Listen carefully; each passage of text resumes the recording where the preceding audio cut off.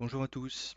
Alors aujourd'hui, à l'occasion de la sortie de la 2.4.2, je vais vous faire un petit tutoriel sur les scripts pour voir un petit peu comment on peut faire des traitements qui sortent de ce que fait JSONex par défaut.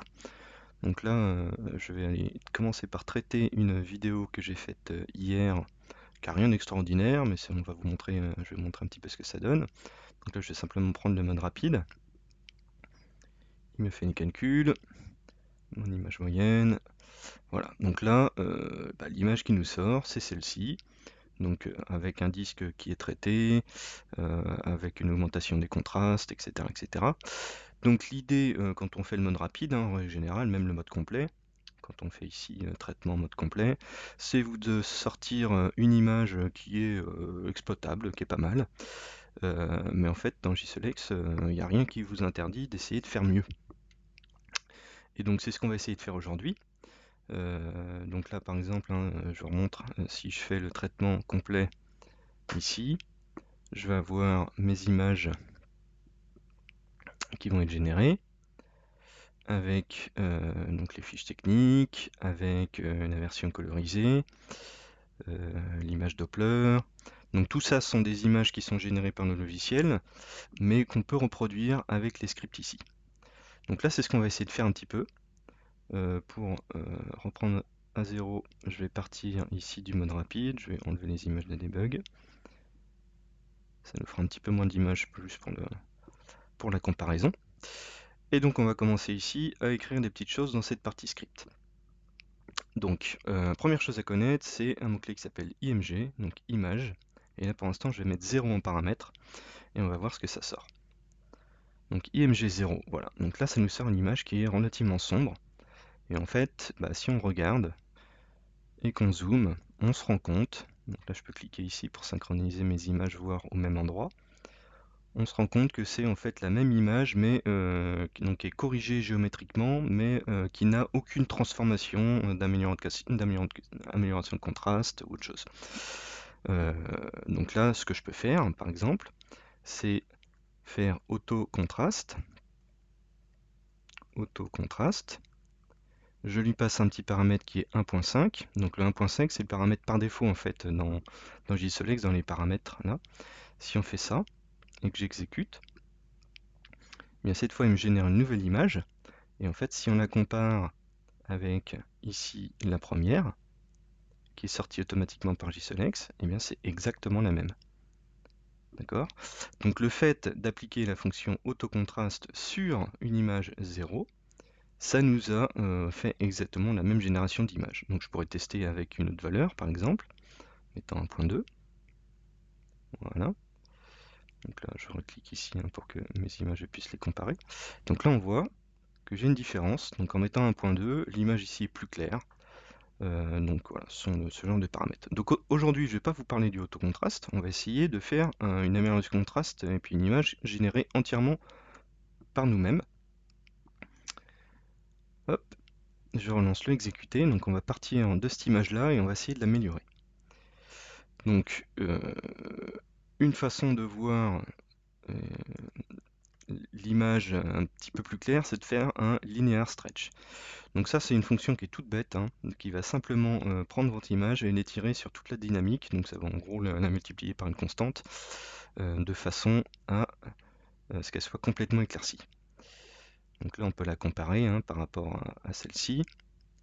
On voit que dans le traitement de base j'ai une belle amélioration de contraste, ici j'ai juste une amélioration de luminosité et c'est tout.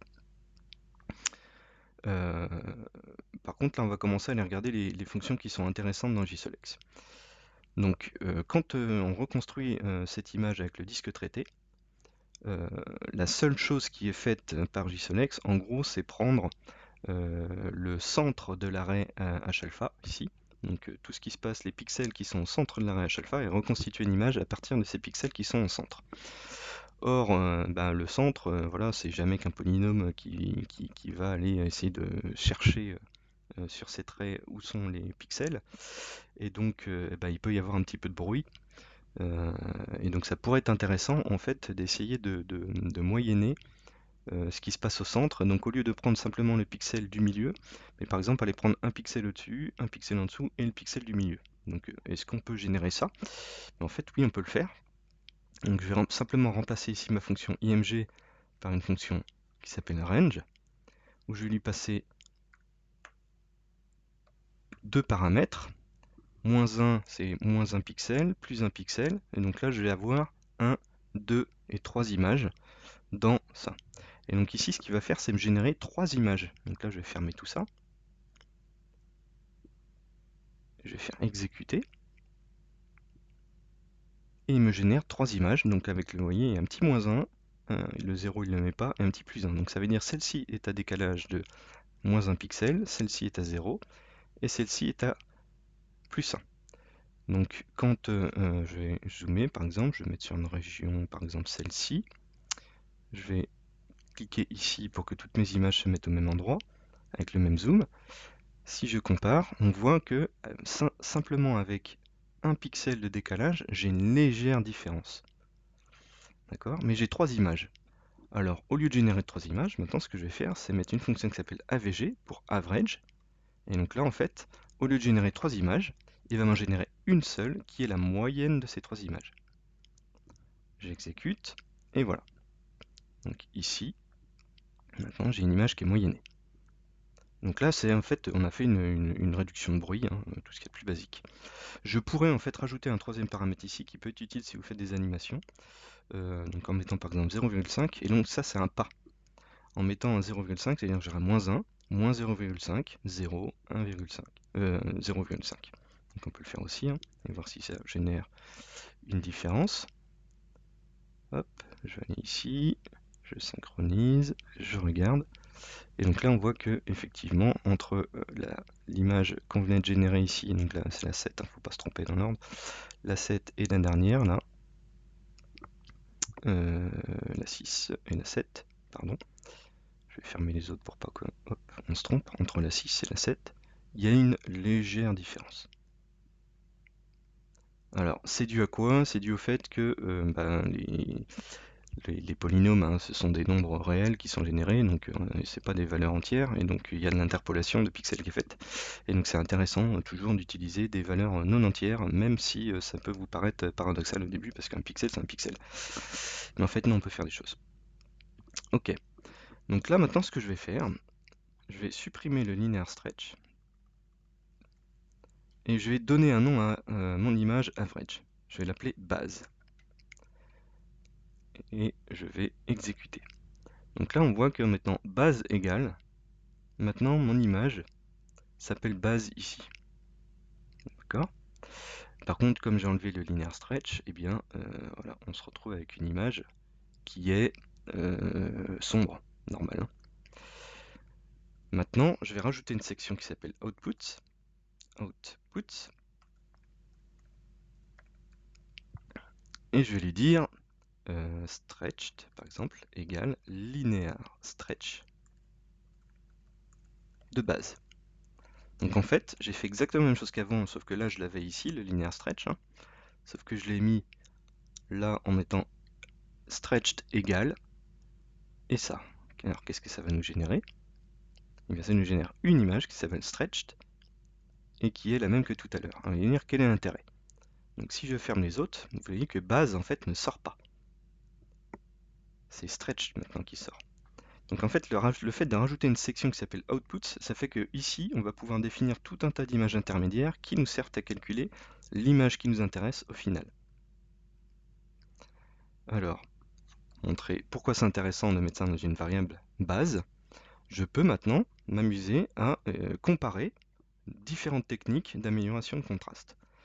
Donc par exemple, je vais faire, comment on va l'appeler celle-là? On va l'appeler test, hein, simplement. Et donc là, je vais, au lieu de faire un stretch, un linear stretch, je vais faire un power. Donc je vais prendre une puissance de ma base, que je vais mettre à 1.8, et je vais exécuter mon traitement. Voilà. Donc là, si je vais à test, et donc là, on voit ce qui s'est passé. Donc là, en fait, en faisant une puissance à 1.8, je me retrouve à augmenter donc faire une multiplication de la valeur des pixels, et donc on dépasse très très largement, en mettant cette puissance-là, la valeur maximale des pixels qui est, comme c'est 16 bits, c'est 65 536, mais en fait c'est pas très grave, puisqu'en fait on va pouvoir compenser et faire un linear stretch pour que ça se remette dans cet intervalle entre 0 et 65 538. Alors je vais fermer toutes les images maintenant, je vais cocher cette case pour qu'on puisse mieux comparer. Et je vais comparer donc mon image de base stretched avec test. Et donc là on voit qu'en utilisant une fonction de puissance, je trouve que j'ai un contraste qui devient meilleur que celle de base, hein, forcément, qui est le linear stretch. Alors ce qu'on va vouloir faire maintenant, c'est comparer avec la version de base de JSOLEX, donc qui est le auto contraste, avec le facteur 1.5. Et donc je réexécute. Et donc maintenant, je peux comparer la valeur donc de référence avec moi, l'image que j'obtiens. D'accord? Alors, qu'est-ce qu'on voit comme différence? Eh bien, on voit que dans cette version-là, par exemple, c'est beaucoup plus clair, mais aussi que les protubérances, hein, sur le côté sont beaucoup plus visibles. Alors, tiens, je vais renommer cette image stretch là, et je vais l'appeler JSOLEX base, ou JSOLEX tout court. Allez. Donc JSOLEX, ça va être la version 1 de base que nous on a. Et puis derrière, donc là, c'est une fonction de puissance. Mais maintenant, en fait, je pourrais essayer d'améliorer, par exemple, pour avoir autour les, protubérances qui apparaissent un peu mieux. Donc une idée pour faire ça, ça va être par exemple d'utiliser l'image Eclipse. Donc je vais prendre Eclipse, je vais nommer une image Eclipse, et puis je vais utiliser une fonction qui s'appelle diskFill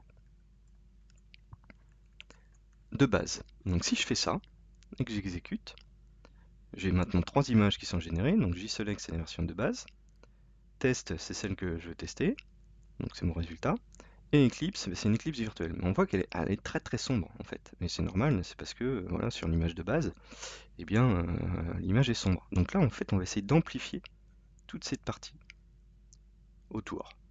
C'est pas très compliqué, donc là on a une fonction qui s'appelle asynH, donc asynH stretch, donc qui est une transformation hyperbolique et qui est très très intéressante pour améliorer la luminosité, mais de façon non linéaire. Donc là, elle va prendre deux paramètres, hein, c'est la valeur du 0 de base, donc là je vais le mettre à 0, et puis on va dire un facteur de puissance de l'étirement, donc là pour l'instant je vais le tester avec 5, et puis on va voir ce que ça donne. Voilà, je lance, donc là on voit déjà, tac, ça nous a permis d'améliorer, donc si j'augmentais par exemple le facteur ici, et que je le mettais, je sais pas, à 8, donc ça devient un petit peu plus clair. Voilà, au fur et à mesure, on commence à voir d'ailleurs un glow derrière. Ok, donc là maintenant j'ai mon image test, j'ai mon image JSOLEX et j'ai mon image Eclipse. Est-ce qu'on pourrait pas combiner la test avec l'Eclipse pour refaire apparaître ces protubérances? Eh bien c'est ce qu'on va faire là. Donc là en fait le test, je vais faire un maximum entre mon image et l'Eclipse. Je relance mon traitement. Et je vais voir ici maintenant mon image JSOLEX, voilà, et l'Eclipse, l'image de test. Hop, voilà. Donc là j'ai ressorti une image qu'on voit souvent, hein, sur les forums. C'est ce genre de traitements qui sont faits, alors souvent avec GIMP ou avec Photoshop, pour faire ressortir en fait les protubérances. Là vous l'avez en quelques lignes, tout simplement, hein. Et toujours pareil, avec une amélioration voilà, qui va être faite à partir de paramètres que vous n'avez pas typiquement dans les logiciels de traitement externe. Donc là, par exemple, l'amélioration de bruit, si vous le faisiez simplement avec ce que vous sort JSOLEX de base, vous ne pourriez pas utiliser cette fonction de range, tout simplement parce que les données sont perdues. Voilà. Donc on peut quand même toujours, alors là je vais garder ici pour faire une comparaison, comparer les images. Il y a d'autres fonctions, hein, qui sont disponibles. Donc là par exemple sur mon image, au lieu de simplement prendre la moyenne, maintenant je vais lui faire une déconvolution au-dessus. Donc je vais faire une déconvolution de la moyenne. J'exécute, et on va pouvoir comparer ce que ça va donner. Donc là, je retourne sur mon image test de base qui est ici. Donc ça, c'est la première que j'ai générée. Je clique ici pour qu'on puisse comparer. Et je vais sur la deuxième test que je viens de générer. Et donc là, on peut voir une image avec des convolutions qui est beaucoup plus nette. On commence à voir vraiment des choses intéressantes là. D'accord? Après, vous pourriez vous dire, bah, en fait, ça reste un petit peu sombre quand même la partie centrale. Donc, bah, qu'est-ce qu'on peut faire? Eh ben, toujours pareil en fait. Ici, je vais prendre cette image-là, que je vais marquer un contraste enhanced. Tac. Juste pour comparer, hein. Je vais faire ça. Et puis je vais faire une deuxième image où on va en fait l'améliorer encore. Donc contraste, contraste, enhanced 2. Et donc là, je vais simplement faire encore une fois un assinage stretch de celle-ci, donc du contraste stretched. Sauf que cette fois, je vais le faire un petit peu moins fort que pour l'Eclipse, parce que j'en ai pas besoin. Et donc c'est celle-ci qu'on va utiliser dans le max. Je relance. Hop, voilà. Donc là, la version Contrast Enhanced, hein, c'est la version de base avec puissance 1.2, 1.8 et puis le linear stretch. Et celle-ci, par contre, la Contrast 2, on lui a appliqué en plus une transformation hyperbolique. Et donc là, elle est plus claire. Elle est plus claire, on commence à voir des détails qui sont sympas. Et donc la version finale, que j'ai appelée, on va la renommer, on va l'appeler finale maintenant. On lui teste. Hop, voilà, la version finale est ici. Donc là, on a une image qui commence à être sympathique. Et on peut la comparer, hein, toujours pareil, avec la version JSONX de base. Donc si j'ai pas envie d'avoir ces intermédiaires ici, je peux simplement bouger maintenant ça dans la partie temporaire. Et donc je vais générer 3 images, JSONX de base, mon Eclipse et une version finale. Je lance. Et voilà. Donc là j'ai mon Eclipse, j'ai mon image finale, et j'ai la version JSONX. D'accord? Donc, je dis pas que l'une est meilleure que l'autre, hein, en fait c'est question d'esthétique, ça c'est chacun est libre de juger. Vous voyez par exemple ici on voit encore mieux, hein, sur cette, je vais le mettre en zoom tiens, sur cette partie de l'image. Si je le compare par exemple avec ma version, on voit que voilà c'est plus sombre encore là. Donc il y a des détails qui ressortent ici, qui ne ressortent pas forcément là. Mais après, voilà, c'est une question de goût. Moi je trouve que c'est plutôt pas mal là quand même, hein. Après, on peut toujours essayer de changer hein, les paramètres. Donc là, c'était en fait notre Eclipse hein, qui n'était pas forcément suffisante. Alors, je ne sais pas si j'augmente et je passe à 12, est-ce qu'on peut voir quelque chose de plus? Après, plus on va augmenter le facteur, moins ça va se voir les différences, hein. Mais donc là, si je vais dans ma version finale, ouais, ça, c'est à peine mieux. Mais voilà, en fait, vous avez plein de fonctions que vous pouvez utiliser comme ça. Donc si vous êtes perdu et que vous voulez voir les fonctions qui sont disponibles, hein, vous allez dans l'aide, à propos, pas à propos, excusez-moi, dans l'aide, aide, et là ça vous a, alors faut le mettre sur une version, là c'est parce que je suis dans une version de développement, hop, vous avez la 2.4.2, et puis vous avez là, ici la liste de toutes les fonctions qui sont documentées, donc image, liste, moyenne, vous avez la médiane, la puissance qu'on a utilisée, vous pouvez faire des calculs entre les images, ce genre de choses. Donc c'est notamment ce qui est utilisé hein, pour faire l'image Helium, hein. J'ai encore une vidéo qui explique ça. Vous avez différentes fonctions d'amélioration du contraste, etc. Donc là par exemple, tiens, si on voulait voir ce que ça donne en inversé, bah, je pourrais décider de rajouter une image ici, que je vais appeler inv, qui va s'appeler invert de finale. Et puis hop, on va pouvoir générer une image de plus. Voilà. Bon, c'est pas extraordinaire, mais oh, ça vous donne une idée. Autre chose qu'on peut faire, c'est par exemple la colorisation. Donc là, je vais faire un color, et puis je vais mettre colorize de finale. Hop, on lance.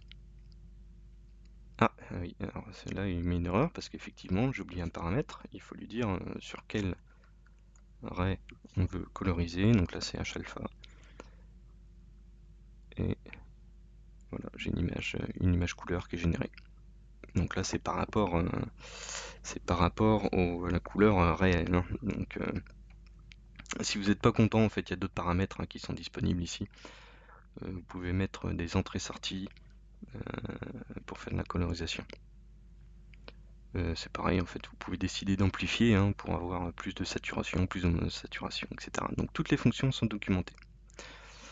Voilà, je vais fermer celle-ci.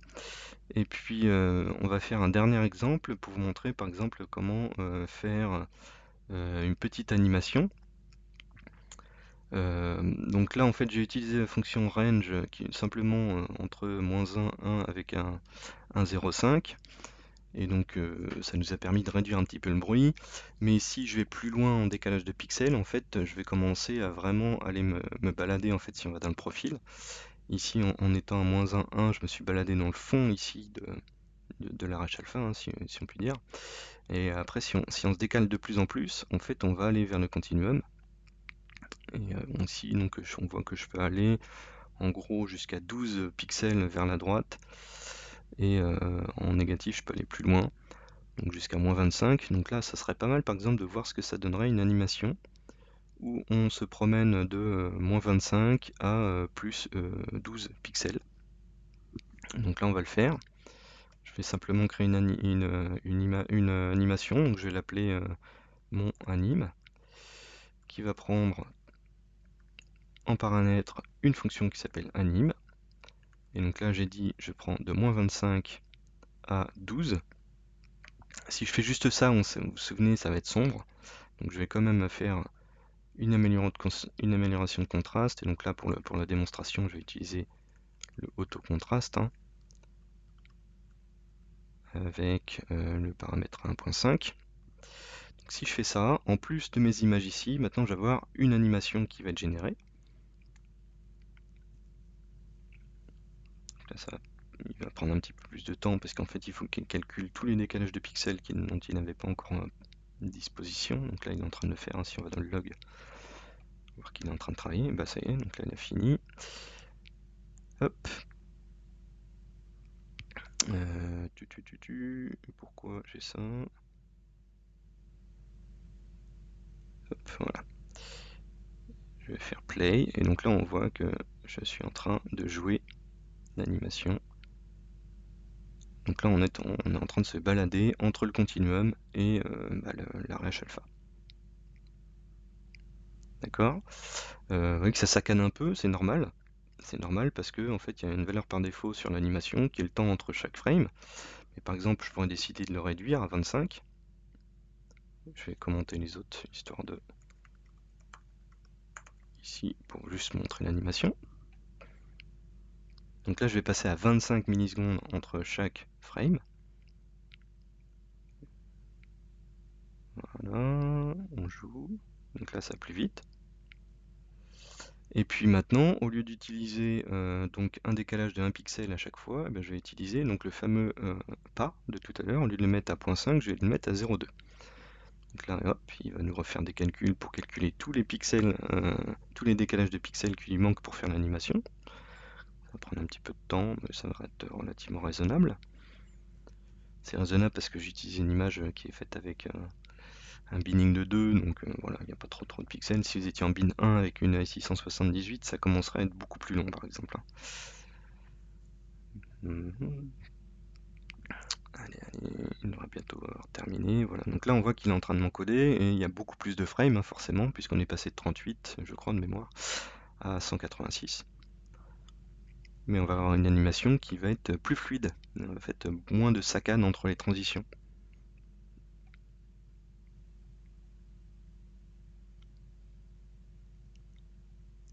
Et voilà, donc quelque chose qui est vraiment très fluide. Oh tiens, il y a un truc sympa qui se passe ici, là, je l'avais pas vu.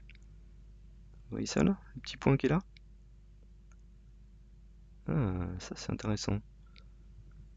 C'est très intéressant. Bah, tiens, on pourrait essayer de voir, par exemple, à faire des animations qui se centrent autour de ce point-là. Il y a quelque chose qui est pas mal là. Donc là, il y a un flair. Alors, je sais pas si c'est une bombe d'Ellerman. C'est un truc que je cherche depuis un moment, mais si c'est ça, c'est sympa. Ok. Voilà, donc je vais pas aller beaucoup plus loin dans cette vidéo pour vous montrer ce qu'on peut faire. Juste, la dernière chose quand même, je vais pas prendre l'animation, je vais reprendre juste ces choses ici. Une fois que vous êtes terminé, que vous êtes amusé et que vous avez un script dont vous êtes content, vous pouvez faire sauvegarder. Donc par exemple là, si l'amélioration de contraste qu'on a faite aujourd'hui, ça vous plaît, je vais mettre ça pour l'instant dans mon dossier temp, hein, et puis on va créer un truc que je vais appeler mon script. Super intéressant comme nom. Bien maintenant, en fait, je vais aller traiter un fichier CR, je vais prendre un autre fichier, et je vais pouvoir le traiter avec le même script. Donc là, par contre, ici, je vais choisir personnaliser, et au lieu d'utiliser le mode simple, je vais faire tous les sélectionnés, je vais utiliser le mode ImageMath, et je vais charger le script que je viens de faire. Je fais OK, je le lance, et donc maintenant il va me refaire exactement le même traitement que tout ce que j'avais là, mais sur une nouvelle image, sur un nouveau fichier CR. Voilà. Donc là, c'est votre truc custom à vous. En fait, vous n'utilisez plus les fonctions intégrées de JSOLEX, mais enfin les images intégrées de JSOLEX, mais vous utilisez vos propres scripts avec le traitement qui vous plaît. Donc ça peut permettre de changer un petit peu de ce qu'on voit voilà, quand on voit les photos qui sortent sur les forums ou sur les groupes Facebook, etc. Elles se ressemblent un petit peu toutes parce que c'est toutes le même traitement. Bah là, vous pouvez vous amuser à faire des choses qui vont être un petit peu plus personnelles. Et puis, ça vous empêche pas hein, de rajouter par exemple les annotations, ce genre de choses. Il y a toujours les fonctionnalités pour faire tout ce que vous avez dans JSONEX de base. Enfin, dernière chose, ben, en fait, si par exemple maintenant je prends 4 fichiers, je peux toujours les traiter les 4 cette fois-ci, avec mon mode personnalisé. Je lance. Et donc là, du coup, il va pas me générer d'images pour chacun des fichiers dans l'interface directement, puisqu'en fait je suis en mode batch, donc il se passe strictement rien, et l'image générée va être vide, on va voir pourquoi. Voilà, donc là il a fini le traitement, et donc si je vais par exemple ici et que je clique sur Final, en fait j'ai toutes mes images finales qui sont traitées. D'accord. Et vous dire, bah tiens, ça serait pas mal de pouvoir faire une animation, un timelapse. En fait, donc ça j'ai proposé un timelapse il n'y a pas très longtemps sur la liste. Et bien comment on pourrait faire un timelapse? En fait, on peut modifier notre script qui est ici pour en faire un script qui va fonctionner en mode batch. On va simplement rajouter ici une section qui va s'appeler batch.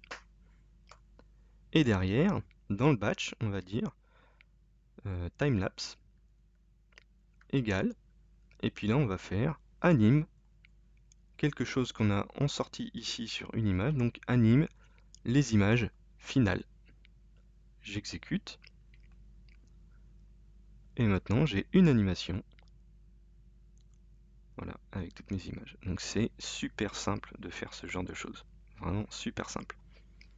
Après, dans un timelapse, ça peut être intéressant par exemple d'avoir comment ça s'appelle, les annotations de temps. Donc là, on pourrait rajouter par exemple draw ops details dessus.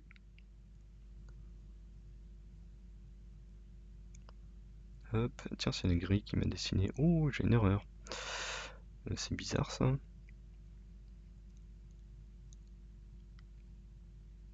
C'est bizarre. Je devrais pas voir ça, je devrais avoir. Ça ne devrait pas être le globe qui s'affiche. Donc j'ai probablement fait une erreur. Mais enfin, voilà, j'ai trouvé un bug qui va falloir que je corrige. C'est pas très grave. Pourquoi il me fait ça? C'est très étonnant. Alors si je fais draw tech details, qu'est-ce qui va me sortir cette fois? Alors c'est pas draw tech details. Alors même moi, vous voyez, je me trompe. On peut aller voir draw solar param, draw globe, draw ops details.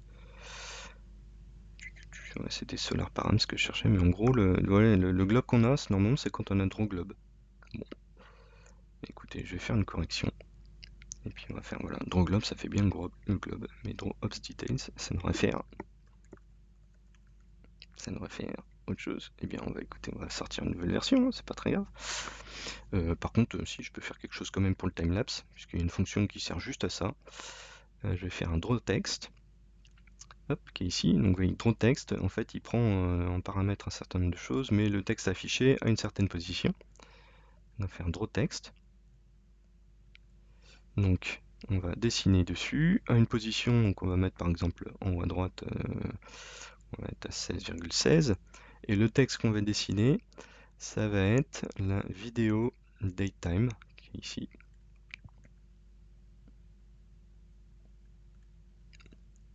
De finale. Hop. Alors, j'ai dû faire une erreur. Draw text. Vidéo datetime de finale. Pourquoi il en veut pas? Est-ce que je me suis trompé dans les paramètres? Ah, si ça se trouve, ça ne fonctionne qu'avec une seule image. Bon, il faudrait que je le fasse dans les outputs. Ici, donc en fait, on va le changer. Par exemple, on va essayer de le faire ici, le draw ops details, pour voir si c'est juste un problème du mode batch. Alors, quand je modifie ici en mode batch, hein, c'est le truc à savoir, il va falloir relancer le traitement. Hop, donc anime de finale, je sauvegarde. Je vais le remettre dans le TMP, et c'était...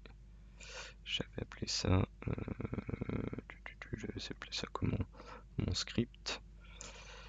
Enregistré. Et je vais refaire un petit traitement de l'eau rapide. Ouf. Personnalisé, et on y va.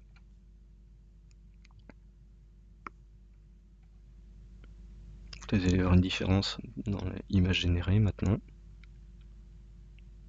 Donc là on a toujours les images individuelles, hein, qui sont générées dans le dossier. Et si je vais dessus, voilà, maintenant j'ai ça. Donc en fait le problème ne venait que du mode batch, hein. Donc là on l'a bien. Donc je vais trouver un petit peu plus mon bug, où il est. Je vais corriger ça. Et donc maintenant on a les images générées, mais en fait j'ai mon animation qui est horodatée. Et ah mais là c'est n'importe quoi, les heures sont pas bonnes. Bah c'est pas grave, en fait on va faire un petit sort, donc ça s'appelle hop trier. Et puis on va trier par date. Et on va réexécuter. Et maintenant, hop, maintenant c'est dans l'ordre.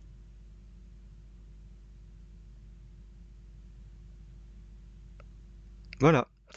Et bien écoutez, c'est tout ce que je vais vous montrer pour aujourd'hui, c'est déjà beaucoup. En plus c'est sympa, ça m'a permis de trouver un petit bug dans le mode batch. Comme quoi ça sert de faire ce genre de petites vidéos.